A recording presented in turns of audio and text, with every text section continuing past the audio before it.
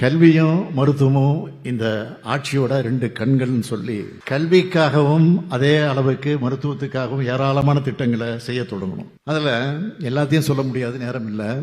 சிலவற்றை மட்டும் சொல்லணும்னா, மக்களை தேடி மருத்துவம், இன்னுயிர் காக்கும் நம்மை காக்கும் 48, பாதம் காப்போம் இதயம் காப்போம், சிறுநீரகம் காக்கக்கூடிய சீர்மிகு மருத்துவ திட்டம், மக்களை தேடி ஆய்வக சேவைகள், நடப்போம் நலம் பெறுவோம் திட்டம், வணிகர்களை தேடி மருத்துவ திட்டம், தொழிலாளர்களை தேடி மருத்துவம், முதல்வர் மருந்தகம், இப்படி இன்னும் நிறைய திட்டங்கள் இருக்கு. நேரத்தினுடைய அருமை கருதி தான் நான் சில திட்டங்கள் மட்டும் இங்க சொன்னேன். நம்ம மாண்புமிகு மா சுப்பிரமணியம் அவர்கள் இந்த துறையை மிக சிறப்பா வழிநடத்திட்டு வர்றார். அதனாலதான் ஐநா சபையை விருது கொடுத்து மக்களை தேடி மருத்துவ திட்டத்தை பாராட்டி இருக்கு.